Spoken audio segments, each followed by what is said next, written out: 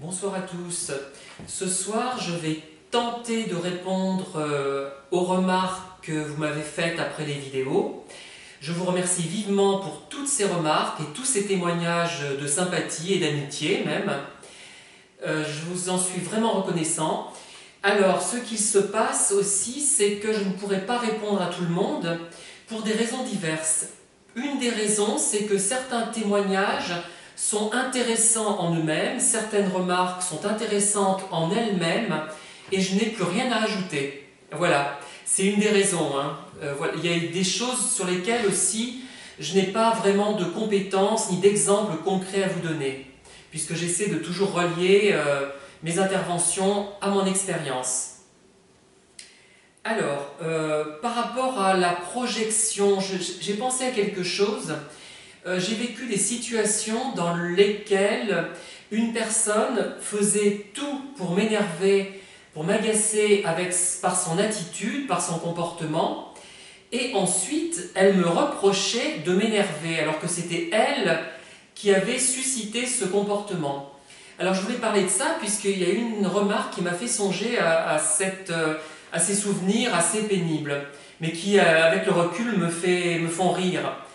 Et il y a beaucoup de gens qui vous disent parfois « Mais pourquoi tu t'énerves? Ne t'énerve pas, calme-toi. » C'est insupportable et j'ai mis longtemps à comprendre pourquoi. En fait, si nous sommes agacés par ces remarques, c'est qu'elles manquent de sincérité. Plus exactement, on nous conseille de nous calmer, alors que c'est la personne qui donne ce conseil qui a tout fait pour nous énerver. Voilà. C'est très agaçant, je trouve, et c'est souvent des personnes un peu perverses. Voilà.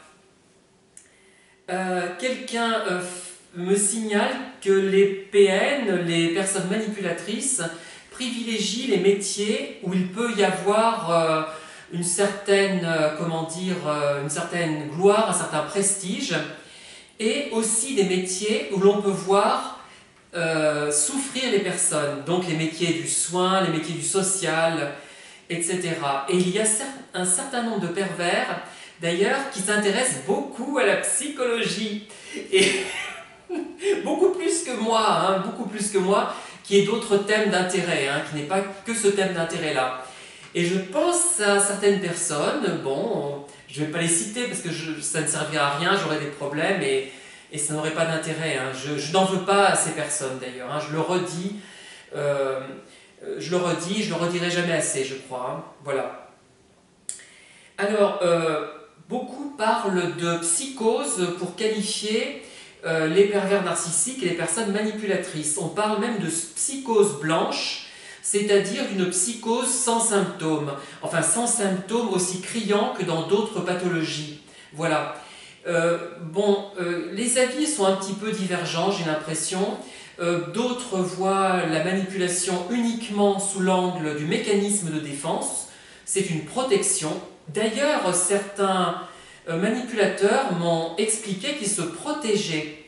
Voilà, je ne comprenais pas ce que ça voulait dire, se protéger.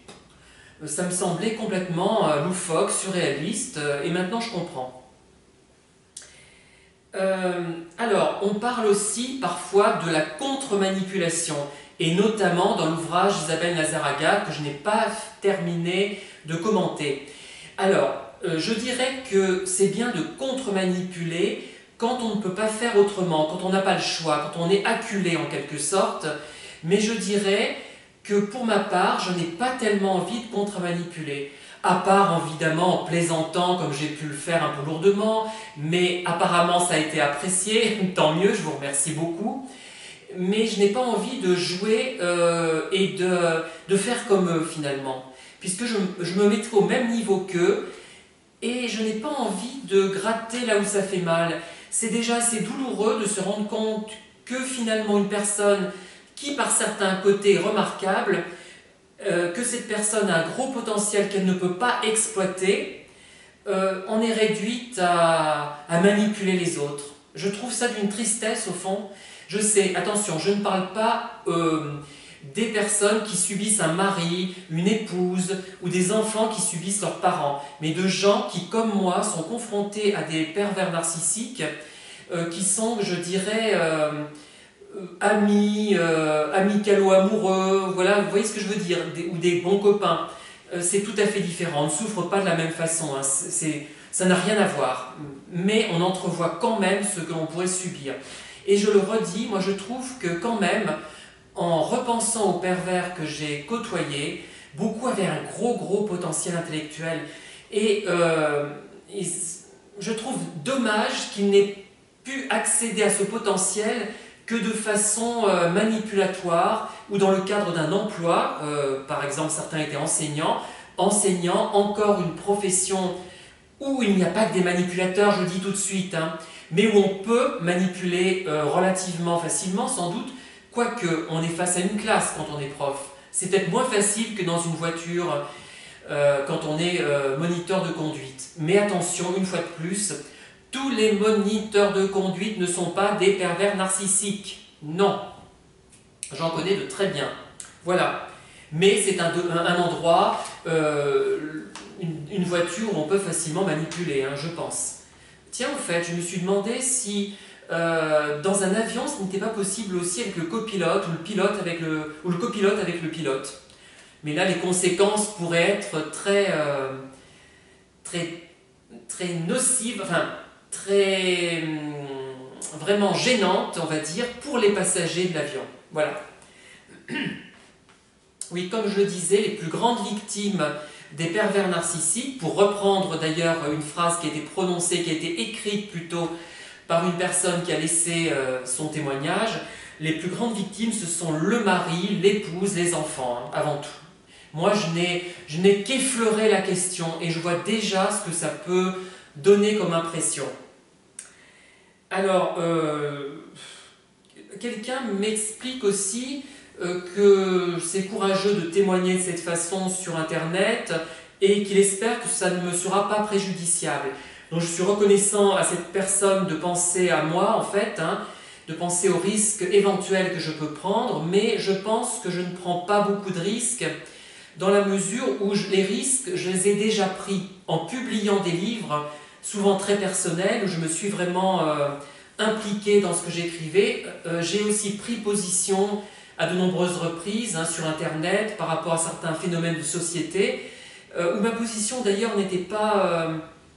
paraissait tranchée, mais elle n'était pas en réalité. Et j'aurais peut-être dû affiner mon point de vue, et j'ai peut-être été perçu d'une façon qui n'était pas représentative de moi finalement. Mais on est toujours sujet à des mauvaises interprétations. Donc je pense aussi que la vie est un risque, il faut les prendre, les risques, on ne vit pas sinon. Et je pense que des gens sensés et à peu près équilibrés, raisonnablement dotés de sens moral, ne me considéreront pas comme une personne exhibitionniste, comme ça m'a été reproché, même si je le suis, on est tous un peu, hein, ou malveillante, ou ridicule parce qu'elle se confie, voilà, je ne pense pas. Les pervers, me dit une personne, ont une intelligence auto-centrée, c'est vrai. Ils renvoient tout à un moment donné. J'ai expliqué à un pervers que je voulais, et d'ailleurs je suis intéressé par cette thématique, hein, ce n'a rien de choquant, hein. Je voulais photographier, faire des photos d'hommes en sous-vêtements, surtout entre 35 et 50 ans. Voilà. Et en sous-vêtements, j'aime beaucoup, je trouve que c'est très artistique, très érotique, mais en même temps très digne. J'aime bien ce qui est légèrement caché, ce qui laisse rêver. Et il avait mal pris parce que lui-même avait plus que cet âge-là. Et d'ailleurs, il était tout à fait séduisant, hein. S'il m'écoute, il peut se rassurer au moins sur ce plan-là. Et je déplore d'ailleurs vraiment que quelqu'un qui est intéressant, qui aurait pu être très intéressant, en soit réduit à manipuler. Et on ne sait jamais, peut-être qu'un jour il y aura un déclic pour lui, j'espère. Je l'espère très sincèrement, et qu'il changera, comme dans mes romans, où les personnages deviennent bons à la fin, et ils peuvent pleinement alors exploiter leur potentiel. On ne sait jamais, il ne faut pas baisser les bras, on peut rêver, hein. Moi je continue à rêver. Alors, ce sont des comédiens, justement. Bon, je ne vais pas épiloguer trop là-dessus. Effectivement, mais ils ne sont pas toujours bons comédiens. Et moi, j'aurais peut-être dû me méfier. J'ai peut-être voulu croire que c'était de bons comédiens. Peut-être que j'ai voulu le croire parce que j'avais envie de le croire, parce que j'avais des manques, moi aussi, des carences. Voilà, on a tous des rêves inassouvis, même quand on est bien marié, même quand on est bien accompagné. Quand on est avec quelqu'un, finalement, on renonce à tout le reste, enfin, toutes les autres personnes. Et moi, mon rêve, c'est de pénétrer dans chaque résidence, dans chaque maison, connaître tous les... avoir tout, être tout à la fois, être femme, être homme, être grand, être petit, être blond, être brun, etc. J'ai cette envie d'universalité. Je ne peux pas expliquer, c'est très... j'ai envie de communiquer avec tout le monde, en fait, et en même temps, je ne m'en donne pas les moyens, et puis je sais que c'est impossible. À un moment donné, je voulais même lire tous les livres qui existent. C'était bizarre. Et je me suis calmée quand je me suis mis à écrire. Je n'ai plus ce besoin à partir de ce moment-là. Et là, j'ai eu un autre besoin, c'est d'écrire le plus de livres possible et d'écrire tout ce que j'avais envie d'écrire, sachant que je mourrais un jour sans avoir écrit tout ce que je voulais écrire. Et la veille de ma mort, j'aurai un livre en tête, peut-être, que je n'entamerai même pas. Voilà, enfin bon, ce sont des digressions. Ah oui, bah, la fascination des pervers, évidemment, oui, bien sûr on est fasciné. On continue de l'être même quand on les a quittés. Mais on sait, moi par contre je sais que je ne retomberai pas. Par contre je continue à rêver, je me dis, mais il y aura ces gens auront un déclic, et ils vont venir vers moi, ils vont... je suis très prétentieux, hein, je sais. Et ils vont changer, ça va être formidable. Hein. J'aurai plein de gens passionnants autour de moi, auxquels je serai dévoué, et ça sera un dévouement mutuel formidable. Voilà. Bon, j'arrête de rêver. Bon, je reviens à la réalité, rassurez-vous. Diviser pour mieux régner, alors là, oui. Alors là, je l'ai vécu il y a plusieurs années avec un manipulateur qui faisait tout pour me brouiller avec une amie qu'il avait, une amie qu'il voyait souvent, qui n'a rien remarqué d'ailleurs, je suis très surpris. Et avec un petit ami et avec d'autres personnes, il a fait en sorte qu'on ne se rencontre pas souvent. Je rencontrais juste ceux qu'il estimait ne pas être dangereux. Et plus récemment, j'ai vécu également ça et j'ai failli me brouiller avec quelqu'un à cause de cette personne manipulatrice, mais de toute façon, je n'étais pas très lié avec la personne. C'est quelqu'un qui d'ailleurs me déconcertait un peu, que je ne trouvais pas antipathique, mais qui m'a déconcerté. Voilà. Notamment à cause d'un détail que je ne citerai pas, parce que tout le monde va la reconnaître dans les gens qui me connaissent, donc c'est pas la peine hein, que je parle de cette personne, à laquelle je ne veux rien, j'en veux pas quoi, en fait, je m'en fiche un peu maintenant. Alors, il y a aussi un passage sur la transgression des interdits. On me cite l'exemple d'un pervers narcissique qui fréquente des transsexuels, même si les transsexuels commencent à être acceptés. Aller avec un transsexuel, je pense, ou une transsexuelle, c'est transgresser quelque chose, j'ai l'impression, dans leur esprit du moins, et aller avec des enfants. Et je me demande si certains PN ne sont pas attirés par les enfants pour le simple fait de transgresser un interdit. Et bon, pour leur innocence aussi, c'est certainement croustillant pour eux de salir l'innocence, mais je pense que c'est surtout pour l'interdit. Et je ne suis pas sûre de me tromper beaucoup. Hein. Que dire d'autre? Ah oui, les jeux de mots. Alors j'ai donné un exemple de jeu de mots, d'ailleurs assez réussi dans leur genre, quelques exemples, à une de mes amies, Noël de Certaines, qui écrit de la poésie et qui a d'ailleurs obtenu le prix Jacques Delisle il y a quelques temps et de très nombreux prix en poésie et qui peint également, j'en ai déjà parlé dans d'autres vidéos. Elle m'a parlé notamment d'Aurore de Roquefeuille, c'est une poétesse qui était célèbre à Riom, qui est née en 1916 et morte en 2007. Et Aurore de Roquefeuille disait souvent à Noël de Certaines, les poètes actuels, elle parlait donc des gens des années 90 je pense, ou plus tard, ou peut-être début 2000, ont tendance à jeter des mots dans un chapeau, à secouer l'ensemble et à rejeter le tout par terre. Et quand elle a lu les poèmes, les écrits d'ailleurs assez habiles, je dois reconnaître, de cette personne manipulatrice, Vous savez que les manipulateurs ont tendance d'ailleurs à jouer avec les mots parce que ça permet de briller à moindre frais et sans s'engager, sans émettre des émotions et sans se révéler eux-mêmes finalement. Et donc quand elle a vu ses écrits, quelques-uns de ses écrits, que j'ai montrés sans lui dire de qui c'était, d'ailleurs je ne lui ai toujours pas dit, enfin je ne lui ai pas dit si, je lui ai dit après coup, je veux dire, elle m'a dit, ben c'est vrai que c'est poétique, ça a de l'intérêt, mais c'est une personnalité qui est vide, qui n'a pas il n'y a pas de contenu, il n'y a pas d'assise dans cette personnalité. Moi, je pense que c'est une personne qui a un potentiel, mais qui n'a pas accès à ce potentiel. Il est bloqué comme un coffre-fort dont on n'a pas la clé. Je sais que la comparaison est banale, mais elle me vient à l'esprit immédiatement. Et donc voilà, il faudrait le forcer, ce coffre-fort. Et elle m'a dit, mais c'est quelqu'un qui n'a pas comment dire, d'intériorité finalement.